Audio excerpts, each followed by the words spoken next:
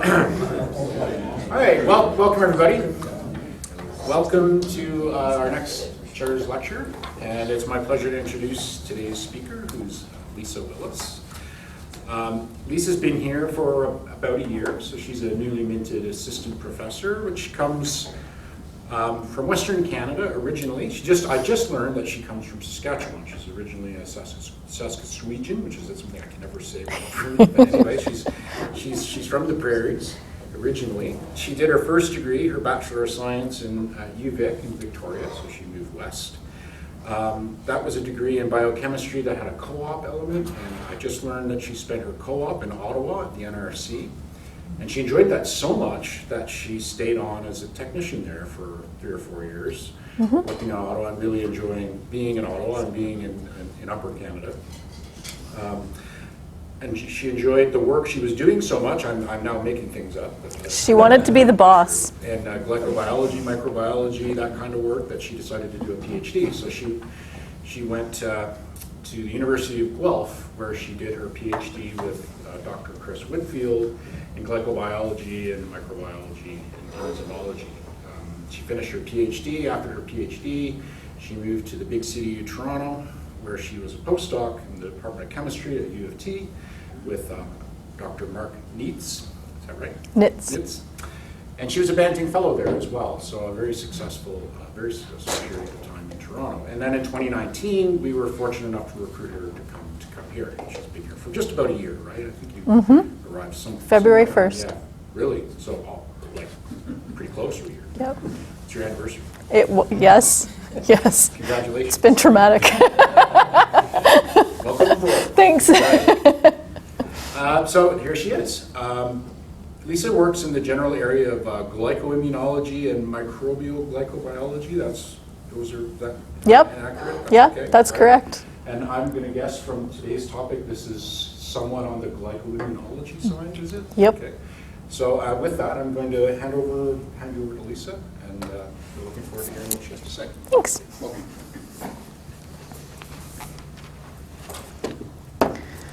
Yeah, so the lab does 2 different things that are sort of connected by this theme of glycobiology.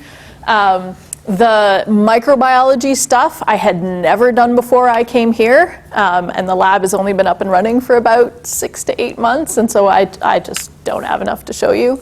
So I want to talk about the other side, which is something that I sort of started in my postdoc and have continued on now. I know that I did a postdoc in a chemistry department, but I am not a chemist. I went there to help them set up their biology side of things with the agreement that I could actually start this research. And so that's what I'm going to tell you about today. I need to turn my pointer on before it works. Okay, so here's the roadmap for today. The story that I'm telling you, and I'm very cognizant of the fact that there are a couple of people in the room like Kathy who have seen me talk, I think 5 times in the year that I have been here. So I'm trying to spice it up every single time. So this is a cancer diagnostics and treatment story. This is the goal of what we were trying to do. Because, and I think you'll see there's some low-hanging fruit there where we thought we could do some cool things fairly quickly. And so that was where we were going, but we've taken a couple of side branches that have turned into really cool and interesting projects that are about sex differences in the human immune system and immune modulating glycans in breast milk.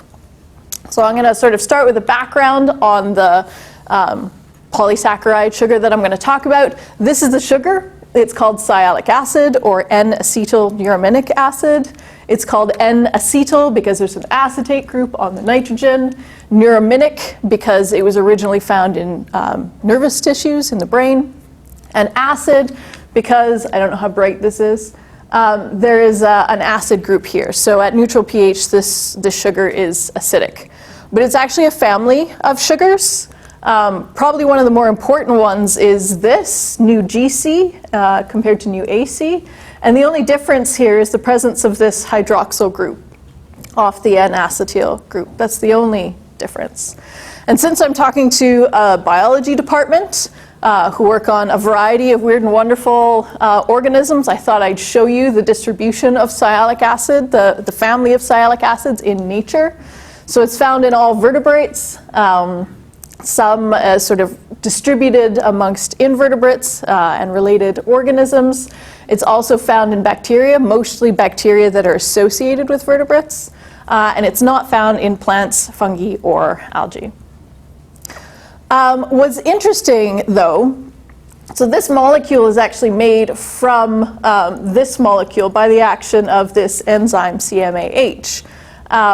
And the vast majority of organisms that have sialic acids make a combination of that sugar and this sugar. But this gene has actually been inactivated in a few organisms, one of which is humans. And it became inactivated in humans about the time Homo diverged from our nearest ancestor. So gorillas, for example, have this, but humans do not. And it's thought that that had something to do with our evolution and the brain development in particular, because sialic acid is probably the most common monosaccharide in brain tissue. The other thing that I want to point out, though, is that what this means, so this sugar is actually, the immune system is so exquisitely tuned that it can recognize this sugar from this sugar.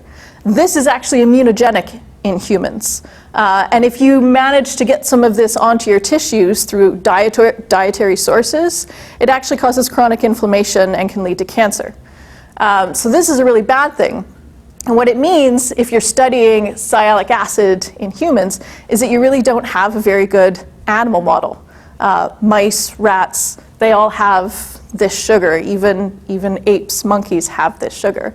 And so when you want to study this sugar in humans, it's almost a little bit like studying a wild animal or studying ocean currents. I can't intervene in humans the way people can intervene in mouse biology or nematode biology or Drosophila. I don't have that. If I want to know the effect of breast milk on childhood asthma, I have to collect breast milk and then wait 5 years for a child to develop asthma. So even though I'm working on humans, I know a lot of you don't, there are some similarities in that approach. Okay, so zooming right in to protein glycosylation in humans. Every single cell on the planet, regardless of what kingdom it comes from, is coated with a layer of carbohydrate. Just coated with it. And in humans, 95% of the proteins on your cell surface and the proteins that are secreted have at least one carbohydrate on them. These are the two main kinds of carbohydrate. You have what's called N-linked. This is linked to the nitrogen on asparagine side chain. And then O-linked. This is on the oxygen of serine or threonine side chain. They have some basic underlying structures. But sialic acid is found at the ends, where it is ideally placed to mediate interactions between this cell and whatever that cell is encountering, whether that is a free protein, a small molecule, another cell, whatever. So it's really important for mediating interactions, and there are a couple of different flavors of sialic acid. I'm only interested in one of them. So we've got the one that I've showed you here, monosia. That's just one sialic acid. And that's really important. It's on tons of proteins. We know a lot about how it works. It's involved in leukocyte rolling and B-cell maturation and all that kind of stuff. We really understand that well. The one that I'm interested in is actually a polymer of sialic acid. So it's a linear polymer. You can have up to 400 in a row. When you look at it in solution, it kind of looks like this. It forms this helical shape in solution, kind of like DNA, that sort of helical shape. But if you think about it, that sugar, that one monosaccharide, is about 300 Daltons. So even 100 of these sugars in a row is 30 kilodaltons. If you have two glycans on a protein, you've added 60 kilodaltons to the molecular weight of a protein. It's a massive molecule, and it's expensive to make, so it's actually fairly limited in where you find it. There are only 6 known proteins that carry this glycan, And while we sort of know the effect of the glycan, we don't actually know how it does what it does. Here's what it does. So it's only found in the nervous, immune, and reproductive systems in healthy adults. And what it does, two things. It increases cell migration. So that's really important for making new memories, for example, or migration of immune cells to a site of inflammation. It also decreases the immune response. Okay? So those are the two things that it does. It increases cell migration and it decreases the immune response. And we don't know how it does these things. Originally, historically, people thought that just because of how big it was, it forced membranes apart. Right? So if you've got a 300 kilodalton molecule on every protein, that was enough of a barrier to push cell membranes apart. But it's pretty clear that even if you have this molecule, that's not necessarily sufficient to get membranes to push apart. So this is sort of going out of favor, although there are a few diehards who still want to believe in it. And then you have this idea of masking. So just having it there masks the underlying protein or glycan or whatever. It's hiding something. And then you have this idea, which has just been discovered a few years ago, which I think is actually going to be one of the most interesting areas that this molecule functions, and that's in receptor signaling. So either polysialic acid on a cell surface is the receptor for something. I've just put a green protein that's floating around, and it binds to polysialic acid, and that concentrates that green protein near the membrane, where you can then have resulting signaling happen inside the cell. Or this polysialic acid itself could be the ligand for another receptor on a different cell, and cause some specific things to happen in that way. So we really don't know how it works very well. The other place that it shows up, and is the main focus of the talk, is in cancer. So regardless of what tissue the cancer comes from, lung, liver, kidney, none of these normally have polysialic acid, but if you have cancer, you're more likely, the cancer cells have polysialic acid. And they are more likely to have polysialic acid if they are metastatic. And metastatic cancer is what actually kills 90% of people with cancer. So polysialic acid is correlated with increased metastasis and poor prognosis. And if you look at this one sort of makes sense. It's pushing membranes apart so that the cancer, if this is still a real thing, so that the cancer cells can move. But this masking effect is interesting. It can maybe hide the cancer cell from an immune cell, for example. Or we know that cancer cells actually secrete proteins. And maybe what it does is actually hide those proteins from the immune system so that they can circulate longer in serum. So if you put polysialic acid onto a protein, you actually increase its half-life in serum. And one of the things that cancers need to do, especially to become metastatic, is to form something called a pre-metastatic niche, which is where they send out proteins to go to other areas of the body to get those areas ready to receive the cancer cell. So this might be involved in that. And then receptor signaling. So polysialic acid turns down the immune system. Maybe cancer cells actually put polysialic acid on their surface so that they can turn down the immune system, so that the immune system can't kill the tumor cell. And that's how they evade the immune system. So we were really interested in this because if polysialic acid is found in cancer, especially cancers that are metastatic, and we know that cancers are secreting proteins, we also know that those proteins are polysilated, which is data I'm not going to show you, then maybe what we can do is make an ELISA, make an assay that will allow us to measure the concentration of polysialic acid in serum with the idea that it'll go up if you've got cancer. And then you don't have to do a biopsy, you don't have to do any of those specialized tests. You could just do a blood test, a simple blood test, and at the end of the day know whether or not you had too much polysialic acid, so you had metastatic cancer. And so the first thing we needed to do was A, to develop the assay, I'll show you that, and then B, to find out what the baseline was in the normal human population. And that's where we found out some really cool things about polysialic acid. So here's our ELISA. It's in a 96-well plate. This is a well of a 96-well plate. We have a protein that binds to polysialic acid. It's a lectin. This is just a protein that binds to sugars. And through hydrophobic interaction, it binds to the bottom of the plate. And then you add your serum sample, and it'll bind to whatever is polysilated, and you wash away everything else. And then you come in with an antibody, a primary antibody that recognizes the rest of the polysialic acid chains, and a secondary antibody that's connected to horseradish peroxidase, which turns a colorless liquid blue. And you can measure this. It's a very pretty blue. This doesn't do it justice. You can measure this, so you see really good signal for human serum. If you treat with an enzyme that destroys polysialic acid, you lose that signal. And the same thing for fetal bovine serum. So our assay worked. We had this assay working before I left Toronto, but we hadn't actually made it quantitative, and that turned out to be a real challenge. We now have it beautifully quantitatable, quantifiable. Don't know what that word is. This was started by one of my summer students this past summer. So it's linear, it's got a great range, and so now we can measure the amount of polysialic acid in less than 3 microliters of serum. It's a tiny amount. So then we analyze serum. We have 10 male serum, 10 female serum, all from individuals in their 20s. And that's what we got. Totally unexpected. It turns out that women actually make far less polysialic acid than men. Women in their 20s anyway. Which is really cool to us, because actually men have a weaker immune system than women, have a less easily activated immune system than women.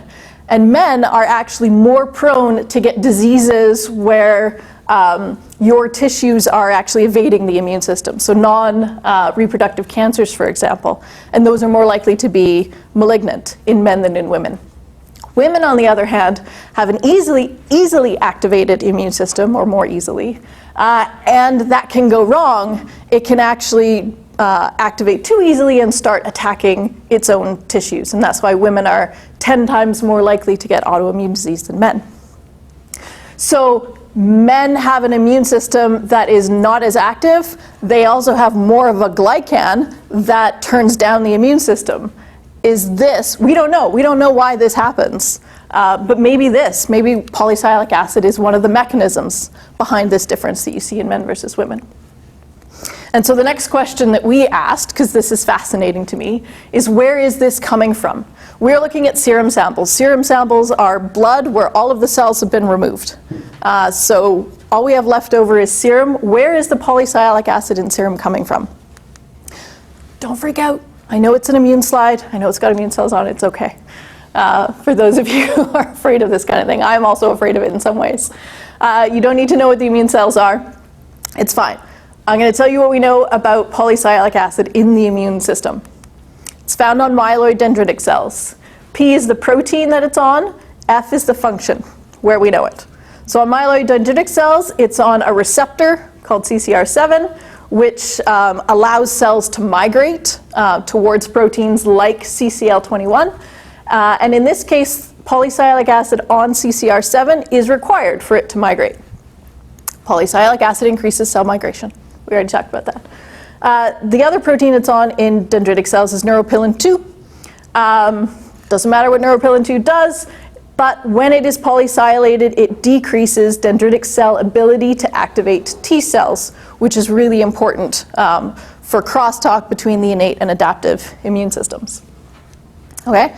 The other place you find polysialic acid is in natural killer cells. The protein that makes a natural killer cell is CD56.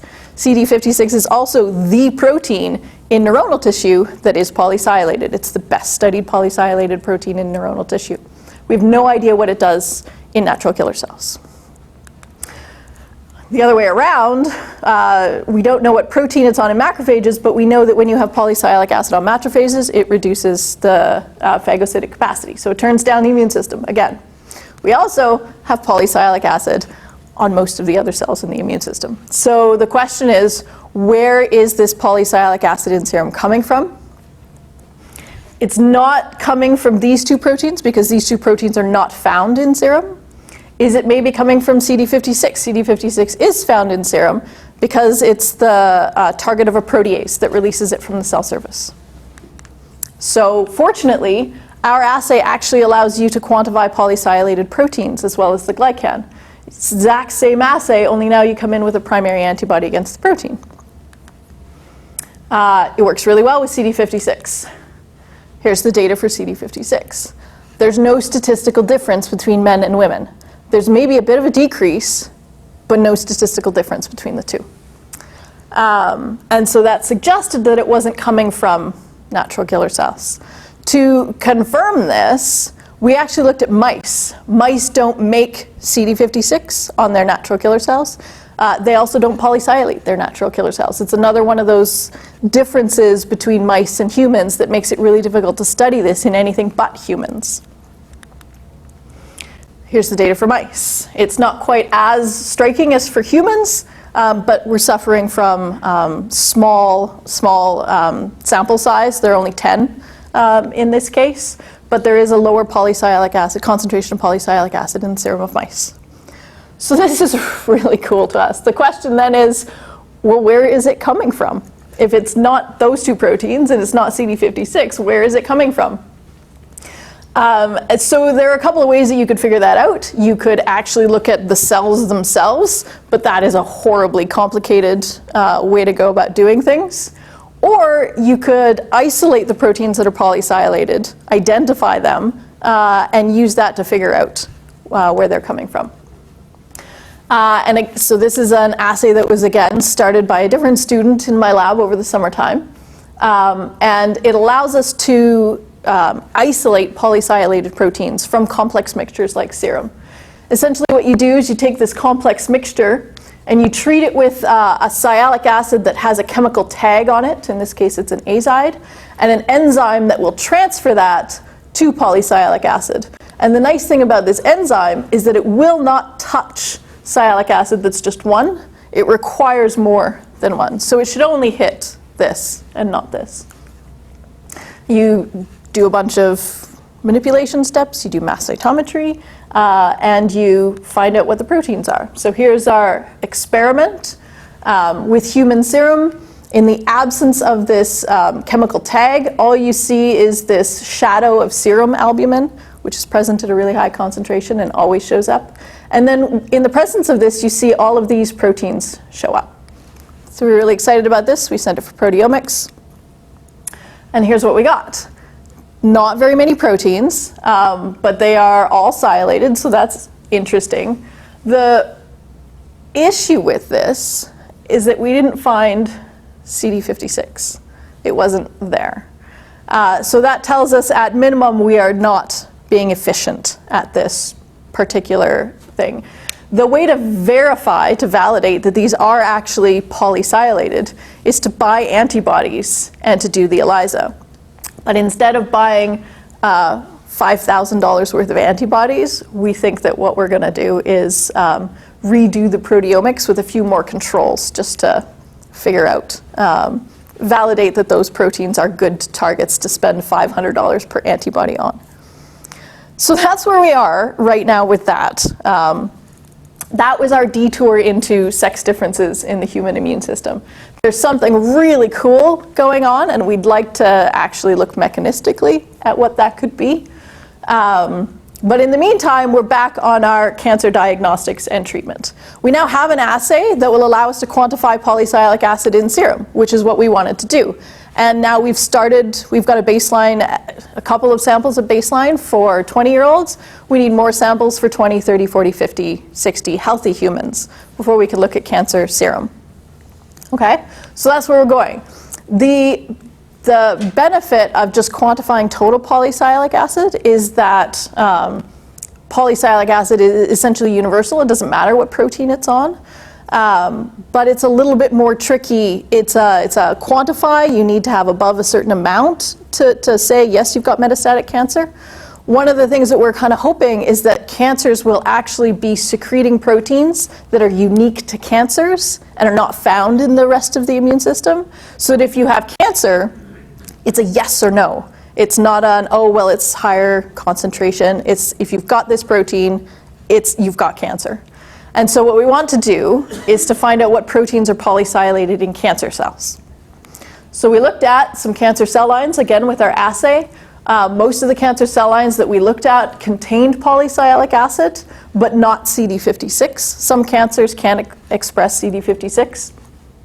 We decided that the first one we were going to look at was Mcf7 cells. This is a breast cancer cell line. We were lucky, so we developed this assay to isolate polysilated proteins from complex mixtures. We're working on developing it. But in this case, we had cells. And so we were actually able to leverage the fact that cells, you can feed them a precursor sugar that's got that chemical tag on it, and the cellular machinery will put it into the glycan for you. It's super easy to do. And so then we did the same thing. We did proteomics. We came up with 7 proteins. And it turned out that they were all polysilated using our ELISA. That was really exciting. And that all 7 of them were proteins that had never been described as carrying this glycan before. There are only 6 that are known to have have polysialic acid on them. So we've essentially doubled what we know about the proteins that carry polysialic acid. So for each of these, you see really good signal for the cells, which decreases when you treat with that enzyme that degrades polysialic acid. We made a knockout of the enzyme that makes polysialic acid, and there's no signal in these lanes.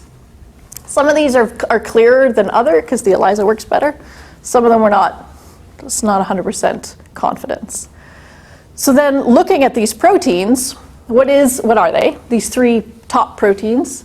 AGR2 is an ER-resident protein that can also be secreted. It's got O-linked glycans on it. It's strongly upregulated in cancer cells, and it remodels the extracellular matrix. Golem-4 is, less is known about this. It's a trafficking protein between endosomes and the Golgi. It's actually hijacked by Shiga toxin. That's how Shiga toxin gets to the Golgi apparatus, by hijacking Golem-4 endosomes. It can also be secreted. It's got N and O glycans on it. We had a look to see which of those glycans had the polysialic acid on it. So you see good signal with the ELISA when they're both. If you remove the N and just have O, you still see good signal. But if you remove the O, you see a drop in signal. So the glycan's on the O-linked glycans. And then QSOX2 was the most interesting because if you typed QSOX2 into PubMed, you came back with 7 papers, which were all about height in the Japanese population. Nobody knew what it did. But it is 50% similar to QSOX1, which is a Golgi enzyme that is secreted. It's also overexpressed in many cancers and has many glycosylation sites. We did the same analysis, and we found that it's glycosylated. It's polysilated on both N and O-linked glycans. But because we didn't know anything about QSOX2, we thought we would investigate it a little further to see if it was behaving similarly to QSOX1. It is in the Golgi, just like polysialic acid in these cells. And it is also secreted, as you might expect, in these cells.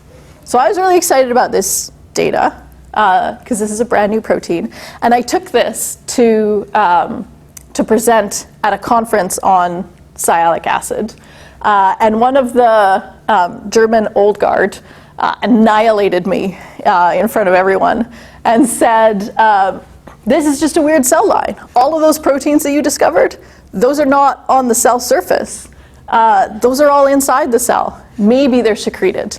What does that have to do with biology? We know that that's got nothing to do with biology. This is just a weird cancer cell line that's broken for some reason. This is what you should be looking for, this polysialic acid on the cell surface. So I was sad, and I had a few wine. I don't drink beer. But it got me thinking, please tell me that this was not all in vain. Yes, we probably should have picked a different cell line to start with, but is the data worth anything? And that's when I got to thinking about what Mcf7 cells are. They're a breast cancer cell line, which means they originally come from breast tissue. And what does breast tissue do? It makes breast milk. So we went and looked at breast milk. Breast milk has polysialic acid. So this is a Western blot of breast milk. These two proteins are antibodies that are in breast milk that are getting picked up by our secondary antibody. They're not polysilated. But this stuff up here is polysialic acid. And you can't see it because these are so bright. We're working on getting rid of these. A student who's in my lab now is working on getting rid of those so that we can actually visualize this with more intensity.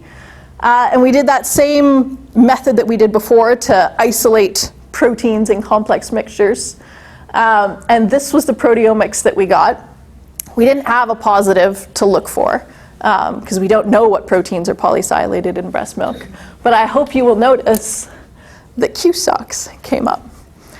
This happens to be QSOX1 and not QSOX2, but whatever, I'm okay with that. So that tells us that probably what these cells are doing are actually making polysilated proteins and secreting them because it's important for breast milk. And so our hypothesis is that, remember, this is something that turns down the immune system. And so possibly this is important for turning down the infant mucosal immune system to help with the establishment of the gut microbiome in infants. And so we have applied for funding to find out if that is correct. Okay, so that's the story I'm going to tell you today. I don't have a complete story on any one of these fronts, but I really wanted to show you what we were doing and where we were heading in the lab, certainly in this part. We have now got an assay that allows us to quantify both polysialic acid and polysilated proteins in complex mixtures like serum or breast milk. We're on our way to being able to identify proteins that are in, polysilated proteins that are in breast milk and serum and on cells. It works on cells as well. We have this really cool sex difference in the human immune system, which might turn into something super cool.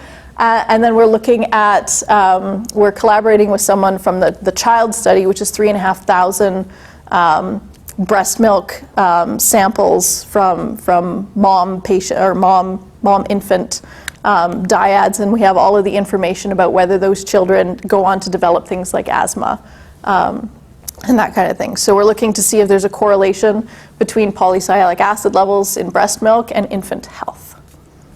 And that is all I have. So this is the lab as it stands right now.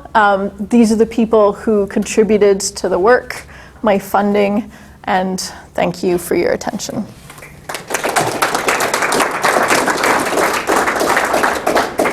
Thank you, Lisa.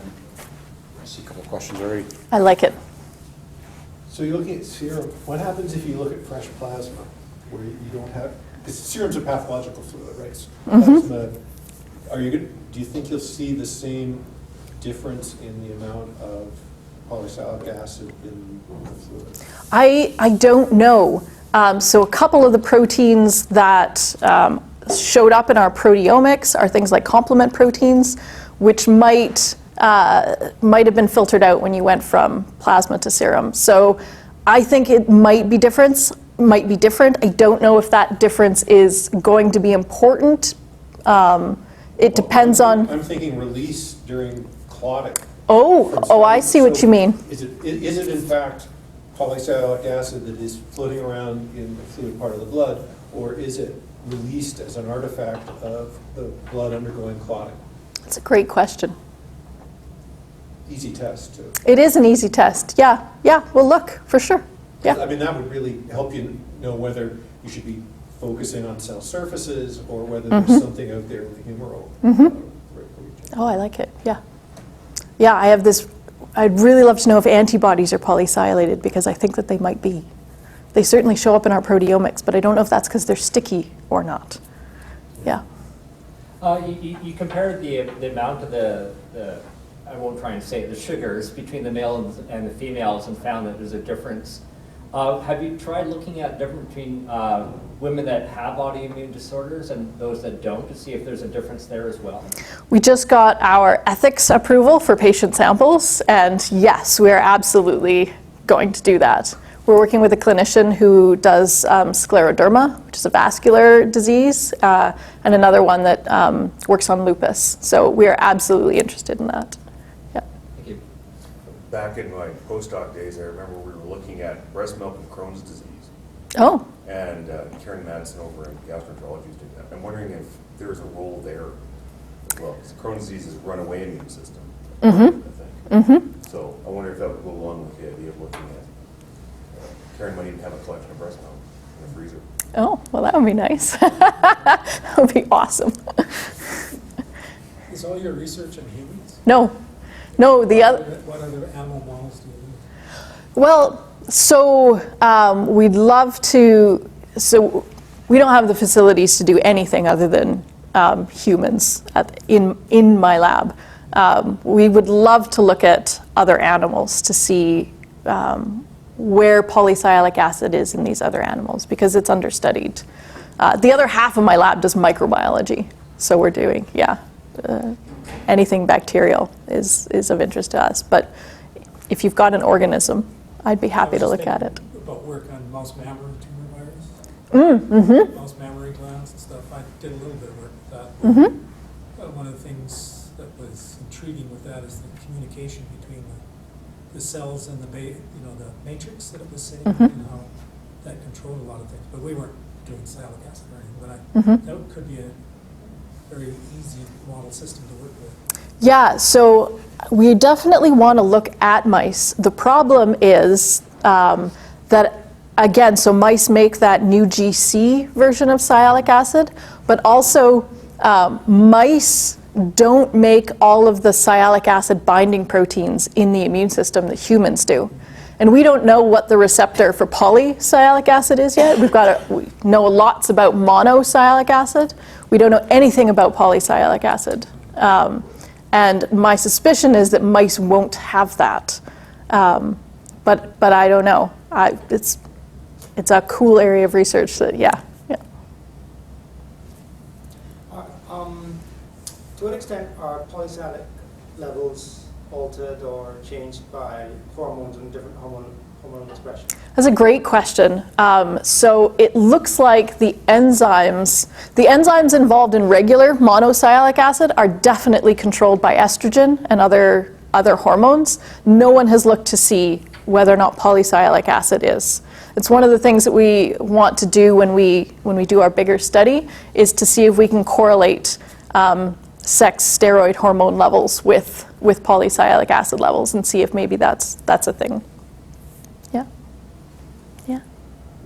Why did you pick 20-year-olds for your sex differences in the sugar expression? Random. The company had, those were the easiest samples to get. The company sent me like 10 mils of each of them, and so that's what we chose. Do you think it'll hold true as you look into the 30s, 40s, and 50s? No, I don't. No, I think as you get to sort of menopause and beyond for women, your levels are going to look more like men. Certainly, if you look at other glycans in the immune system, the only other place where glycans have really been studied by sex at all are antibodies. And you definitely see age differences in the kinds of glycans. We would also like to look at race differences. We just didn't have enough samples to be able to disaggregate by race. Generally speaking, wouldn't an older population be suffering from metastatic cancers more often? Yeah, so I think women's levels are going to go up. That's what I suspect. At the same time, though, you are also more susceptible to autoimmune disease the older that you get, in men and women. So I'm not really sure what's going to happen. Yes? For the first part of your talk on the sex differences, the natural born killers, is that what those are? Yes, natural killers? Close. That's a movie.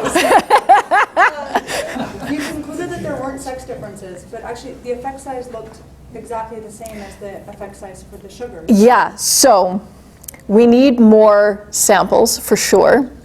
What I didn't tell you is that polysialic acid seems to degrade on freeze thaw for some reason. And so when the samples are fresh, brand new, you don't see differences in NCAM at all, and then you do see them in polysialic acid levels. But then as you freeze thaw the samples again and again, then you start to see the effect that we were seeing, where it looks different in men and women. And I don't understand it at all. We're still working that out. Because the variance is I know. also really high, so that's something more to do with like Yeah. degradation of the samples. Yes, because as over time it started to look like that. So one of the things that we need to do is do it again with fresh samples and more. 10 is just not sufficient. Yeah. And the other thing is, if you need such a small amount of blood for these assays, right? Can you do paired samples where you look at both the sugar and the what is it? Not a natural born killer. Natural killers. The natural killer. So the natural killers don't come in the plasma samples. They've been removed from the plasma. If we got blood, and then we could isolate natural killers and serum, but it's way more difficult to get blood than it is to get serum. Okay. Yeah. First. So you're excited about that sex difference. Mm-hmm. But to be excited about it, you need to have a sense of how common or uncommon that is. Mm-hmm. Do we know how common it is? No. Okay, so there could be perhaps 100,000 different types of molecules, in a human body, right? Mm-hmm. And perhaps it's very common. Perhaps 50% to show a sex difference. Would you then be still excited about it? I don't know. It would depend on what the data looked like. I think that there are some tantalizing hints because of the effect of polysialic acid on the immune system, and that it decreases the immune response. And so that correlation with the weaker immune response in men, I think, is tantalizing.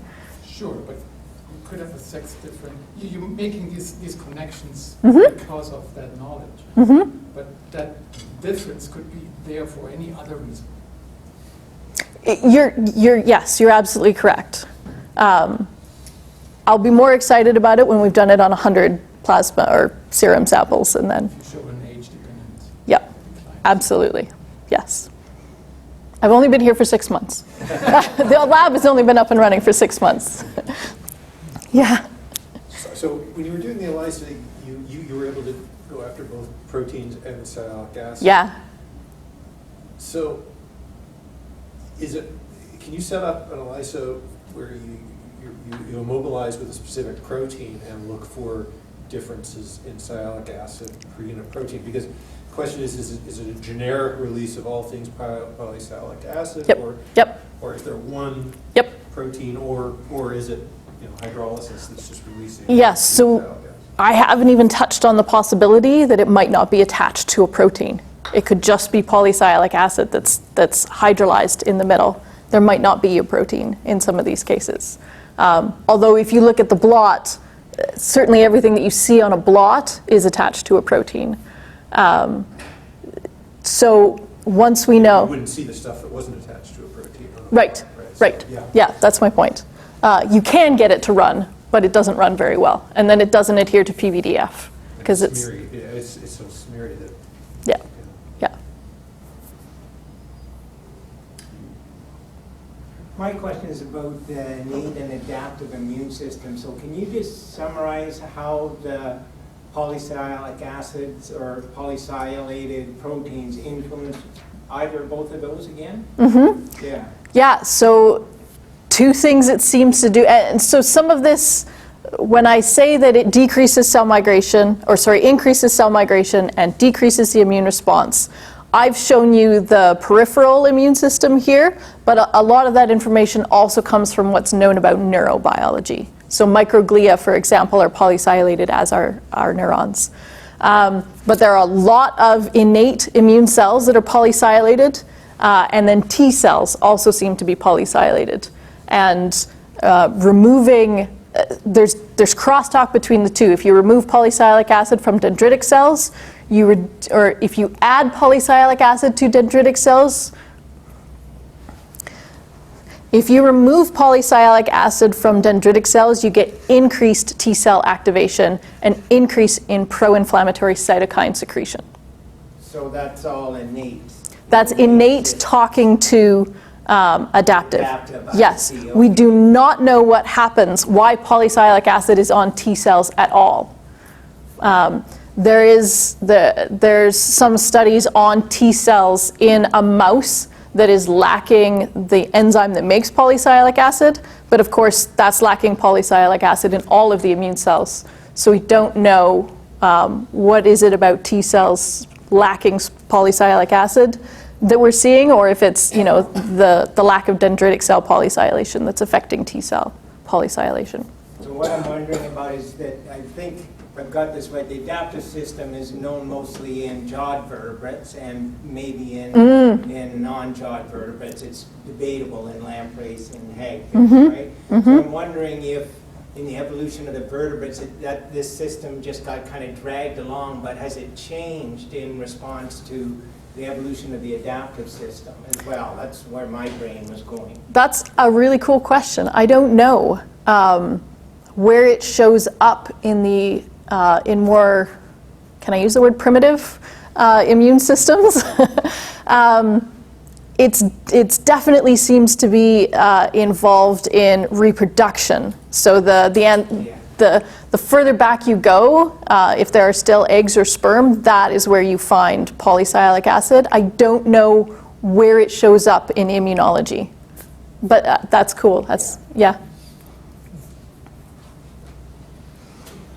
Have you ever been able to look at serum from people with an acute immune response of some type? I mean, during neural development, there's big changes in Silac acid as development occurs. I'm wondering, is this something that changes in response to immune system overactivation? I don't know, but that would be cool.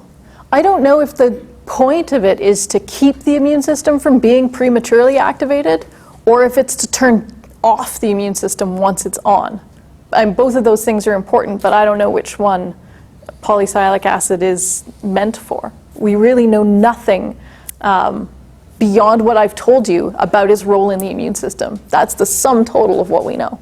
And given how potent it is, so you can actually, there's a really cool mouse model of macular degeneration. And if you put exogenous free polysialic acid into the eye, you can actually decrease the pathology of that. You can reverse it. So it's very clearly anti-inflammatory and has a lot of potential. I mean, we can isolate huge amounts of it. It's not immunogenic. We could easily use it as a therapy if we knew what the target was and how to use it properly.